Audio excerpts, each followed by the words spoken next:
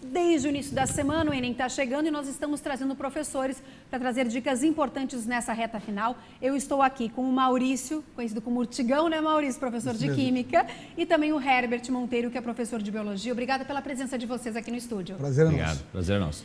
Bom, eu começo, vocês falaram que a Biologia e a Química, no dia 12, né, o segundo domingo, Ciências Naturais da Natureza e suas técnicas. Suas tecnologias. E suas tecnologias. Esse seria um nome dessa prova, incluindo tanto Química como Biologia. Quais seriam, eu pergunto para você primeiro, Maurício, na questão de Química, para quem está estudando, ou seja, eu sempre falo, quem já estudou, já estudou. Agora é a tranquilidade e algumas dicas, alguns macetes. Na questão da Química, tem alguma coisa, alguma dica que a gente possa dar para o nosso estudante? A prova do Enem, ela valoriza muito o aluno que está atento ao texto.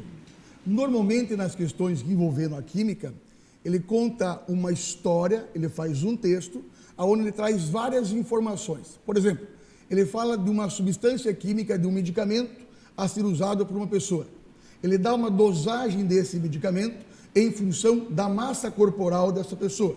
E vai fazendo colocações de tal forma que no final ele pergunta qual é a dosagem desse medicamento a ser usado naquela situação. Então, a dica para as questões de química seria você fazer uma leitura extremamente atenciosa e relacionar essas informações, citando, fazendo uma listazinha. Essa substância usada nesta quantidade para esta pessoa, ele vai relacionando. Ou então, uma questão que é clássica do Enem, é a questão envolvendo a produção de energia a partir de combustíveis. Essa é uma das questões mais clássicas da prova, aonde ele sugere, ou ele pede a você, aluno, que escolha o melhor combustível. Mas aí é que está a jogada da prova. Nem sempre o melhor combustível em uma pergunta é o melhor combustível da outra pergunta. Vou te explicar. Ele pergunta qual combustível gera mais energia. Pode ser uma resposta. Ele pode perguntar qual gera mais energia, causando menos agressão ao meio ambiente. Pode ser outra resposta. É importante conhecer a química e conhecer o nosso contexto de uma maneira geral, não só uma fórmula, mas sim a questão da interpretação. Isto o Enem valoriza e valoriza muito. O Enem valoriza, premia o aluno que está inteirado do mundo e ele pune severamente o aluno alienado. Então, hoje o aluno sabe, na maioria, que o álcool como combustível gera menos energia do que a gasolina.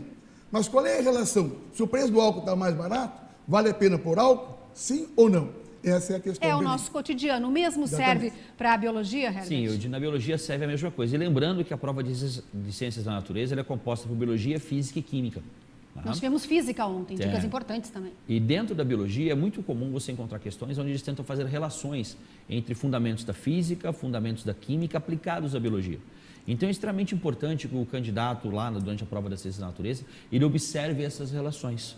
Fluxo de energia, fluxo de matéria e energia no ecossistema e consiga fazer claramente a interpretação do que ele está expondo. Uma outra coisa que também aparece muito no Enem é o cotidiano, é a relação com o nosso dia a dia.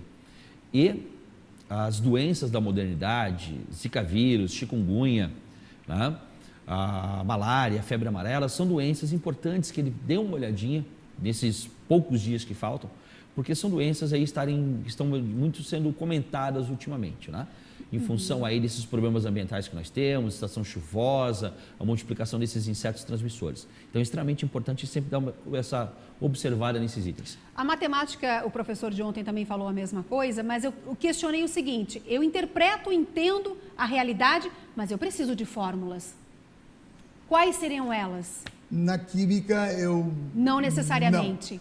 Não. Hoje, na química moderna, o aluno que sabe interpretar números, ele não precisa mais de fórmulas. Então, é uma coisa que nós trabalhamos muito com o aluno, isso, que ele abandone o formulário, a decoreba, e interprete a informação. É possível chegar a um resultado sem aquela fórmula. Mas é isso que hoje é cobrado. Que é o que se busca. Eu pego um resultado de um exame de sangue, está lá a dosagem da minha glicemia. Eu tenho que saber interpretar essa dosagem. Por isso eu não preciso de fórmula. Então, hoje o Enem valoriza esse aluno. O aluno que é o decorador de fórmulas, pode ser duro isso, mas ele é castigado. Hoje o aluno tem que aprender a pensar. Professor, uma última pergunta na questão de biologia. A ilustração ajuda muito ou não há ilustração nesse caso? São poucas ilustrações na questão da biologia, são pouquíssimas mesmo. Quando ocorrem pequenas ilustrações, são, por exemplo, pequenas ilusões como os heredogramas na genética, que ele acaba colocando eventualmente.